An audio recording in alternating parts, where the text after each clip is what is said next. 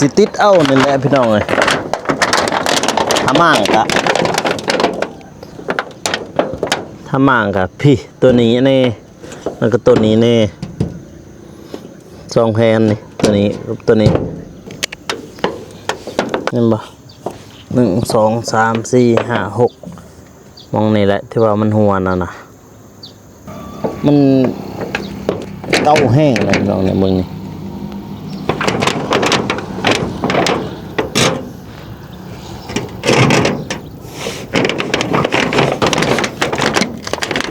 สังสีแต่ปี2010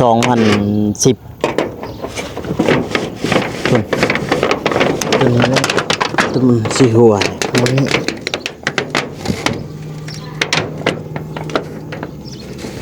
สังสีมันชุ่มหากระแดดติดสังสีพี่น้องเด้อมองที่ว่ามันหัวน่ะนะนี่ก็สิมากกะยาก3 มื้อกับมื้อนี้บ่เห็นอ้ายสร้างเพิ่นมานะสร้างเพิ่นมาเพิ่นโบกแล้วพี่น้องเนาะเพิ่นมาผู้เดียวนี่แหละเบนหมู่คู่เพิ่นมาจักเพิ่นไล่จังได๋พาเท่าใดแหละพา400,000พา1 400,000พี่น้องนี่พาแบบนี้มาเบิ่งทางในนี่ระบบแล้วนี่ระบบผู้เดียวเลยเด้พี่น้อยกันสาดมานี่นำพี่น้องเนาะจังวัดนี้ต่อมาจังนี่มานี่แล้วก็เบื้องหลังมันเฮือนครัวพี่น้องเบื้องนั้นมันเฮือนครัวแม่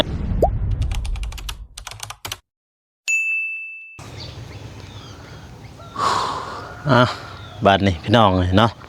เปิดภาพมามื้อนี้เด้อพี่น้องเด้อหลังจากฝนตกพี่น้องเลยเมื่อกี้ก็ฝนตกคือกันฝนตกตั้งแต่เช้าพุ่นแหละนี่ก็จน13:04เลยพี่น้องเลยเนาะ13:04บ่ได้ไปใช้พี่น้องเลยมื้อนี้2 มื้อเลย3 มื้อแล้วบ่ได้ไปใช้ก็คืออยู่บ้านนะพี่น้องเนาะก็ทาง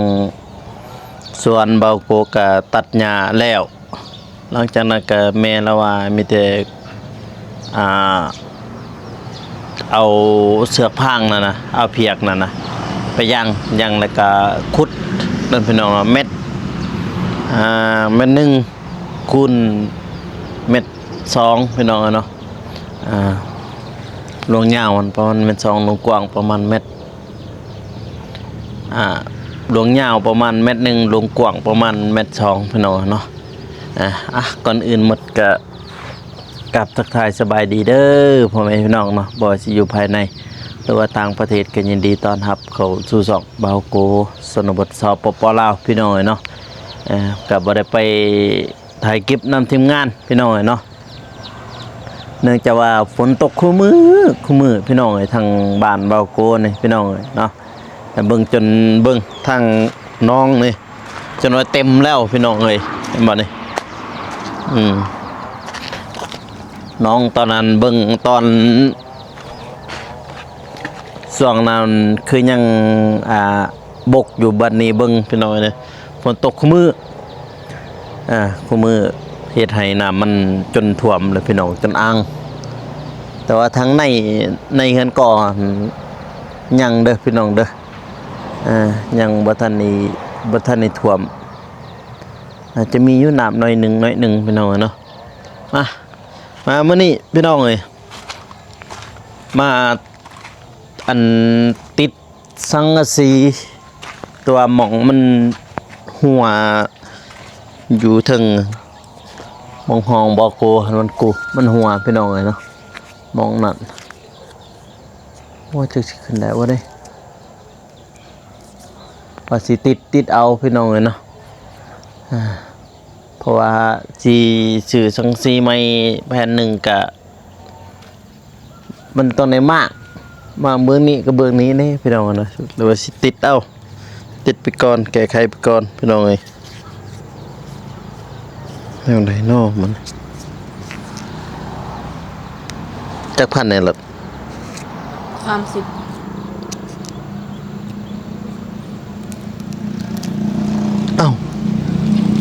มันได้ตัวน้อยเดียวตัวนี่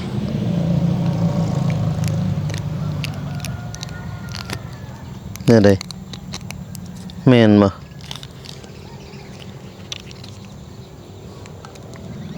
อืมตัวหนึ่งเบื้องหนึ่งตัวหนึ่งเบื้องหนึ่งเลยนี่อุ้ยนี่ปลายสิขึ้นไปติดเอาพี่น้องกันเนาะเอาแพร่ตัวนี้ไปเซ็ตมัน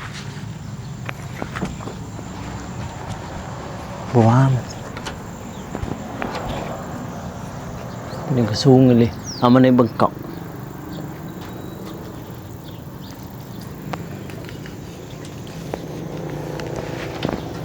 ครึ่งเด้อ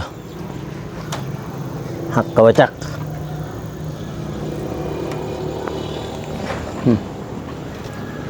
กระซีกับมัน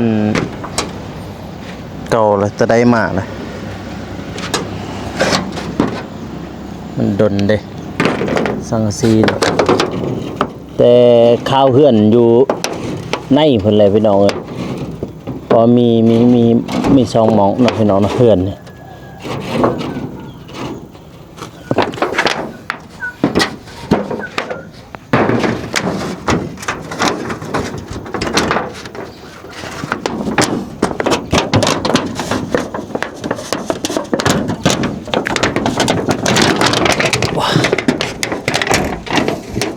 พี่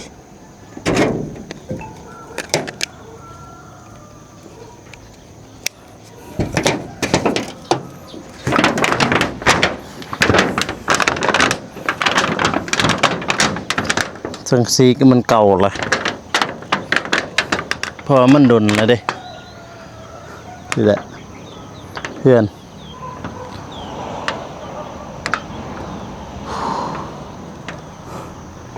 อันนี้เป็นค่ายทหารนั่นพี่น้องเนาะแต่ว่าเส้นทางนี่ไม่ละแปลว่าเป็นเพื่อนเขาเจ้าซื่อๆทางในพี่น้องแต่ว่าแบบว่าเป็นบ้านอะไรกับบ่มีพี่น้องเนาะเป็นลังเป็นแถวเลยเฮือนกันนะแล้วก็ภาคเบื้องนั้นมันมีเส้นทางแล้วก็เฮือนเอื้อยบ่โกทางนั้นพี่น้องเนาะเฮือนเอื้อยบ่โกแล้วก็เส้นทางขึ้นไปผู้ไปหน้ากับแม่นทางนั้นคือกันพี่น้องมันมีเส้นนั้นขึ้นไปทางผู้พูดมีเส้นทางหลวงเส้นทางยางไปปักซองลงไปแม่นมาไปท่าแตงพี่น้องก็สิติดเอานี่แหละพี่น้องเอ้ยทำมั่งกะพี่ตัวนี้นี่แล้วก็ตัวนี้นี่สองแผ่นนี่ตัวนี้กับตัวนี้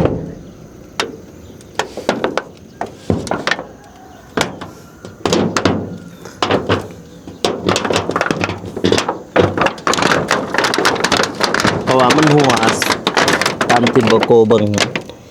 จากตะปูพี่น้องมันหัวนี่คือจังสีจังหัวเหยาะปก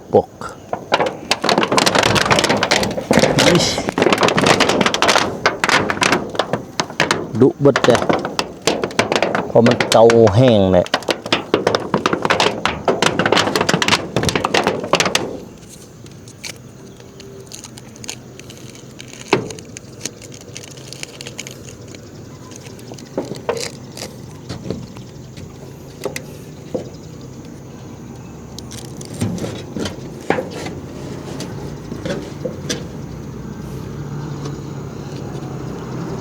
ลายโพดประจักษ์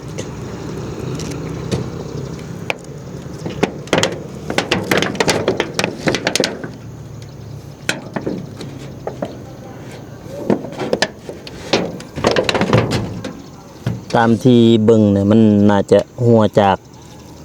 เหล็กตะปูเขาตอกหน่อย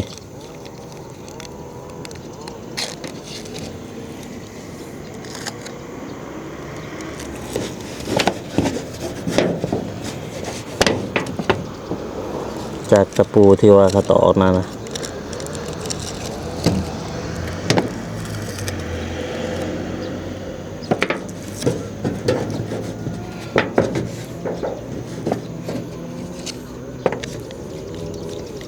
มันหัวอีกบันเอกะเปลี่ยน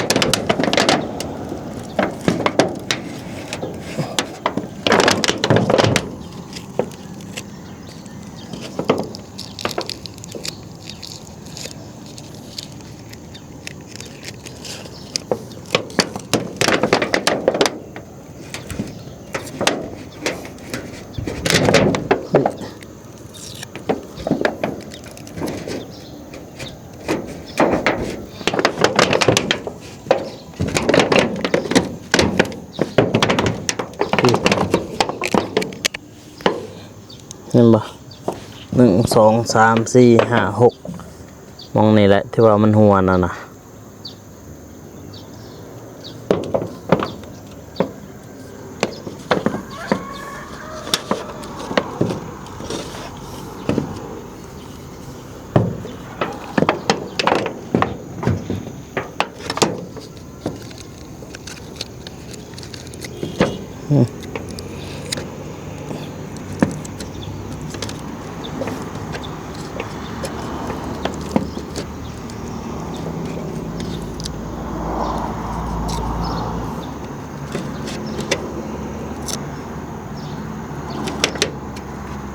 โอ้เปียกหน่อยนึงนี่แม่นว่าบ่ได้เลยพี่น้องเอ้ย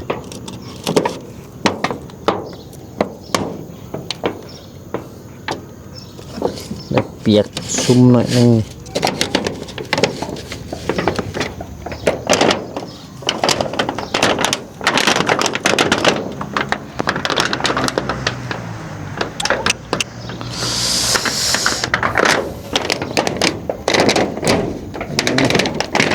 พอสังกะสีมันเก่าแห้งเลยพี่น้องเนี่ยมึงนี่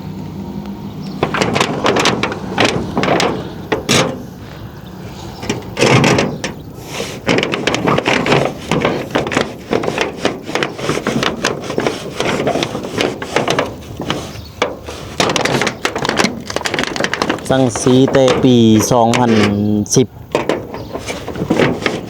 คุณ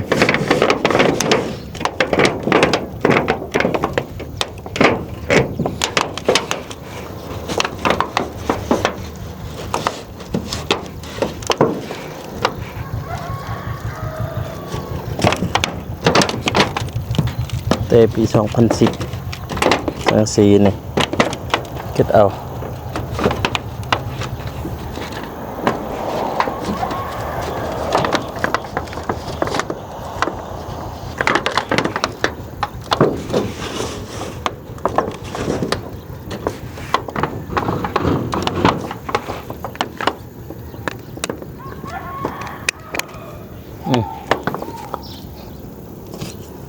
มันติดอะไรเนาะ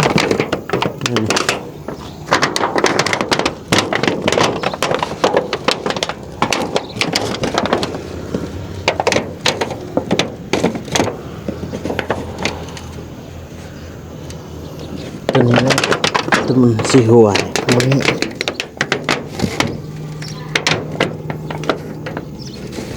สังสีมันชุ่ม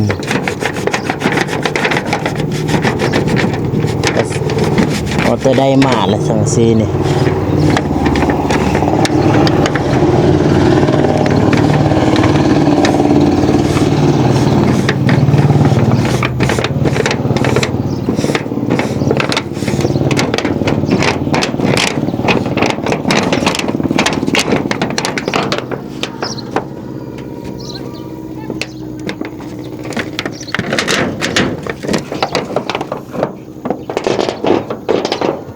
อุ้ยขาดโอ้ยขาดเลย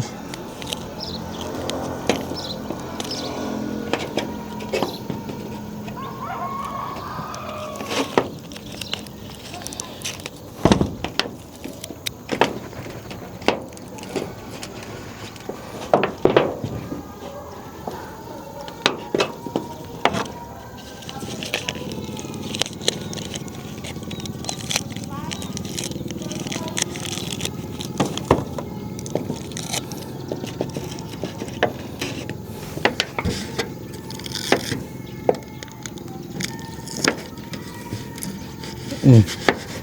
โอเคอยู่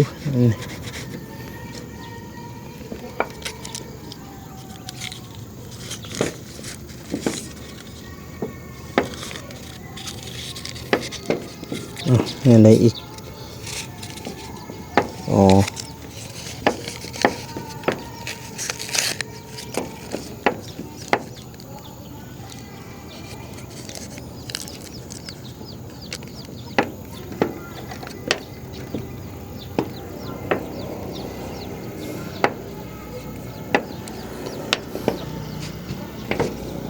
ไป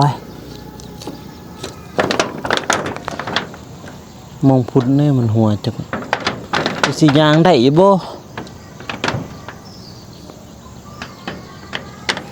ยันตอนย่างนี่ก็พุทธนึงพี่น้องเอ้ย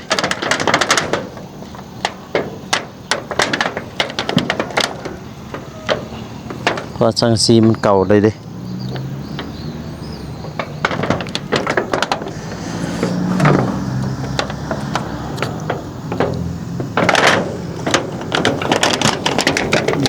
ลืมเบิ่ง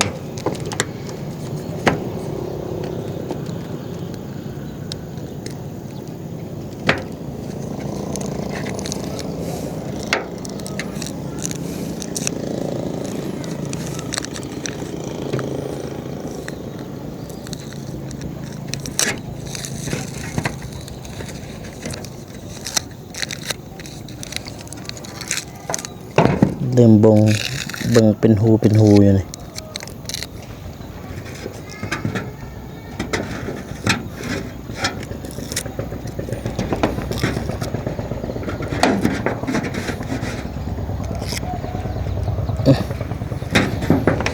มื้อนี้ก็ฝนตกเบิดมื้อ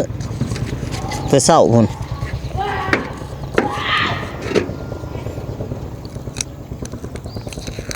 หากะหยุดเมื่อกี้นี่ก็เลยมีเวลาขึ้นมาติดพี่น้องกันบอกกันนอนตากฝนอยู่หันแหละนอนไปลงไปก่อนเลย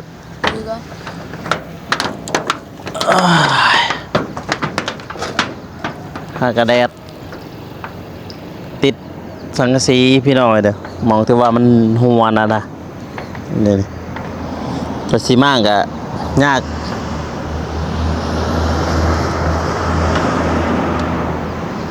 เพิ่งบ่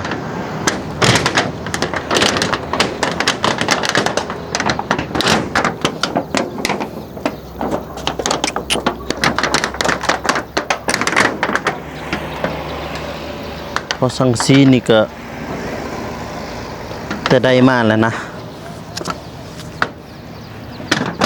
ปุ๊บปะ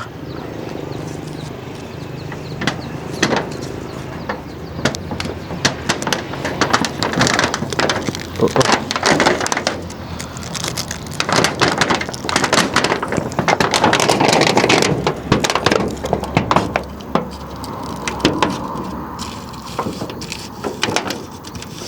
ป่า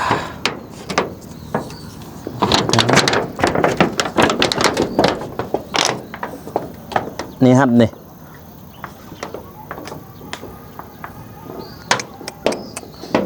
ถือไม้นะ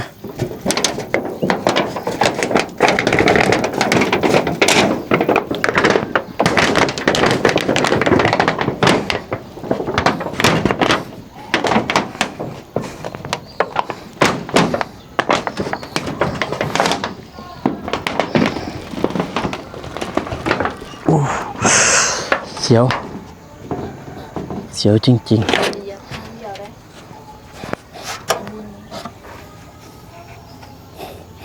อึบปะโอ้ย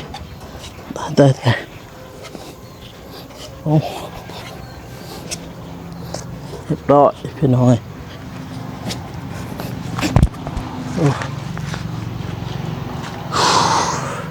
พอดีสำเร็จหาเบิ้งทำมันสิหวยบอกมื้อนี้อันนี้มาเดี๋ยวเบิ้งข้างในเนาะพี่น้องเนาะแต่ว่ามองบ่กดติดเบิ่งก็ข้างในก่อนพี่ โอ้ได้บ่เนาะ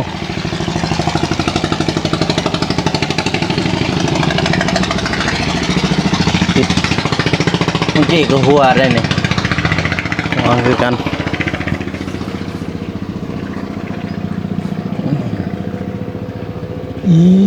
อยู่นี่เป็นน้อยนึงนี่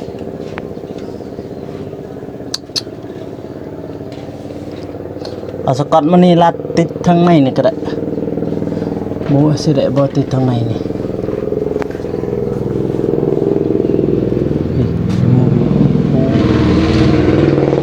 นี่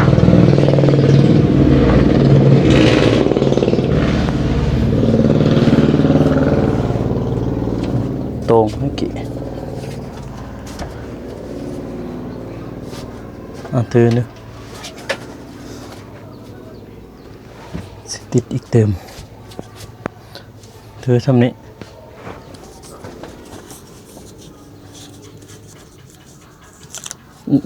อยู่ใส่นี่อยู่ไหน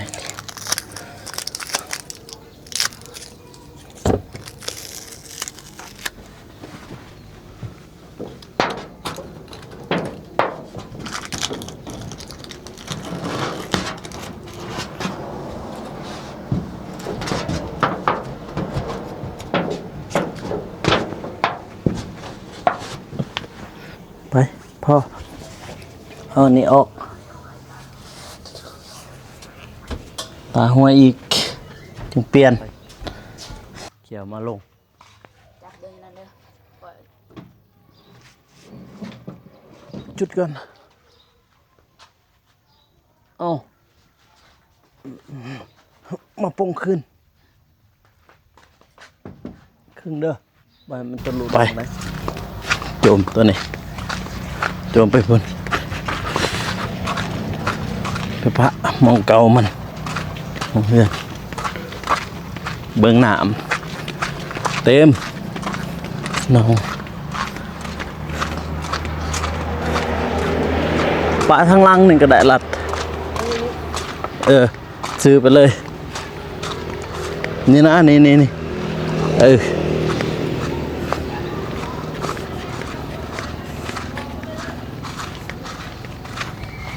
กองรถนี่มาเอานี่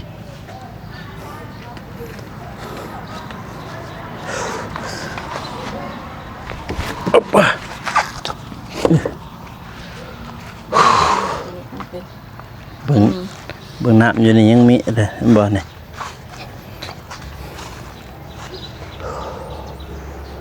ไม่น้ำอยู่นี่มีเบิ่งอยู่นี่พี่น้องจนเต็มแรงในเกียมเยื่องอึ้งเขียดอึ้งไต่กบไต่เขียดแมลง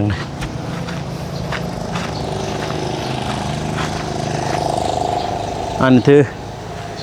มาเบิ่งทางนี่พี่น้องโอ้มีน้ำเลย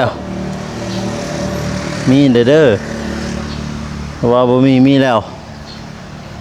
ฮะเอาเดียวดอก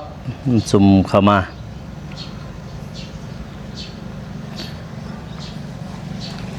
เขาเดียวพี่น้องเลยแต่ว่า3 มื้อกับมื้อนี้บ่เห็นอ้ายสร้างเพิ่นมานะสร้างเพิ่นมาเพิ่นโบกแล้วพี่น้องเนาะเพิ่นมาผู้เดียวนี่แหละเบนหมู่ครูเพิ่นมานี่จากเพิ่นไล่จังได๋พาเท่าไรเลยพา400,000พา1 400,000พี่น้องนี่พาแบบนี้มาเบิ่งทางในนี่ระบบแล้วนี่ระบบผู้เดียวเลยเด้พี่น้องเอ้ยอยู่แถวนี้2 คนบ่ห้องคนเดียวละคุณห้องน้ำบ่คนเดียวเหรอห้องนี่คนเดียวเหรอแต่ว่ามื้อที่3มื้อนี้น่ะบ่เห็นเรามาบ่ว่าเป็นยังไง นี่ผู้เดียวแล้วห้องนี่เรียบร้อยเลยคือจะเห็นผ้าหนึ่ง400,000พี่น้องพาเบิ่งเราเมาหมดนี่แหละเทิงทางนอกเทิงทางในเราเมาหมดแต่ว่าห้องนี้นี่เราว่าท่านในอนามัยทางนี้บางที่คือจังสิพอเราเห็นแบบนี้พี่น้องนะน่าจะใส่แว่นมันจะใส่แว่นเอาแบบปองเยี่ยมลายเด็กคนนี้แต่เขายกมาใหม่เนาะพี่น้องเนาะ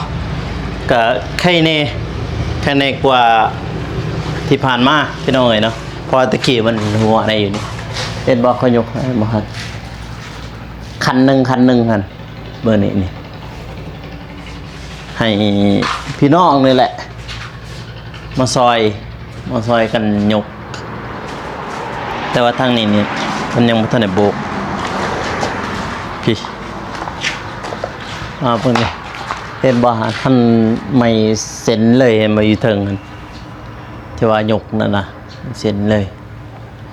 เซ็นหนึ่งเลยยกขึ้นทางหน้านี่แม่นว่าสีเฮ็ดเบื้องหน้าแม่นว่าเฮ็ดประตูเล็กเอาไปเนาะน้ำเงินยังอยู่ทางเบื้องหน้านี่แม่นว่าประตูเล็กที่ว่าดึงไปเอาพี่น้องนะแล้วก็เบื้องหลังนี้พี่น้องเอ้ยเบื้องหลังนี่ก็สิทมแล้วก็เฮ็ดเฮือนครัวคือกันศาสตร์มานี่กันศาสตร์มานี่นำพี่น้องเนาะจังวัดนี้ต่อมาจังนี่มานี่แล้วก็เบื้องหลังแม่นเฮือนครัวพี่น้องเบื้องนั้นมันเฮือนครัวแม่นอยู่ลุ่มนี่ก็อยู่พื้นนี่เนาะพี่น้องเนาะอยู่พื้นนี่ก็สิได้เอาดินเข้าคือเก่าพี่น้องนะเอาดินเข้าแล้วก็ถมเอาดินเข้าเพื่อถมมันสูงโพด เพราะว่ามันสูงโพดเด้ดินเอาถมจากน่าจะลายเติบเลยพี่น้องเอ้ยก็ประมาณนั้นนะพี่น้องเนาะเพราะว่ามื้อนี้ก็ฝนตกตั้งแต่เช้าเลยพี่น้องแต่บ่ทันแจ้งพุ่นแหละฝนตก5 โมงเพิ่นตี 5พุ่นแหละฝนตกมาฮอดพี่บ่ายโมงพี่จึงได้หยุดพี่น้องเนาะก็ทางบ่โกเองก็บ่ได้ไปไสสมิทก็ว่าสิไปทางท่าแตงพุ่นแหละพี่น้องไปกับทีมงานนั่นน่ะบ่เมฆเพิ่นว่าไปบ้านน้องจะลืมชื่อเลยอยู่บ้านตะเกี่ยววะน่าจะแม่นไปทางนั้นแหละพี่น้องเพิ่นไปกับเจ็บน้องผู้เบิ่งอันตรายกันทางไหนถ้าบ่ทมนี่บ่ได้พี่น้องเนาะคันบ่ทมนี่จะได้เลี้ยงพญานาคคือว่าเลยพี่น้องเอ้ยอยู่ในจะได้เลี้ยงพญานาคคักๆเลยอยู่ในนี่ทางเบาโกเองก็บ่มีหยังเด้อพี่น้องเด้อก็ทางเบาโกเองมื้อนี้ก็ได้อัปเดตชีวิตนำพี่น้องเนาะการอยู่ให้พ่อแม่พี่น้องเพิ่นได้เบิ่งได้ชมนำพี่น้องเนาะมีเวลาก็จึงสิได้ไปนำทีมงานนำพี่น้องเนาะจังนี้ก็ขอบคุณเด้อทางผู้ใหญ่ใจบุญทุกท่านเนาะที่เบิ่งคลิปเบาโกแต่ต้นจนจบเนาะจังได๋ก็อวยพรให้ผู้ใหญ่ทุกท่านจงมีแต่ความสุขสุขกายสุขใจสุขภาพแข็งแรงความเจ็บอยู่สดายความไข้อยู่สมีให้หังให้มีให้หลับให้รวยให้ปังตลอดศาสตร์ตลอดปีแต่เจ็บอย่าจนพร้อมครัวไปใส่มาใส่ไปหอดจอดให้ถึงให้มีแต่คนฮักคนหอมคนฮักคนแพงทางบ่โกเองก็ขอตัวลาไปก่อนเด้อพี่น้องเด้อทางนี้ก็บ่มีหยังเนาะพี่น้องเนาะสำหรับคลิปนี้ขอกล่าวเข้ามาสบายดีพี่น้องแล้วเจอกันอีพีหน้าหรือว่าคลิปต่อๆไปของบ่โกนะพี่น้องเนาะบ๊ายบาย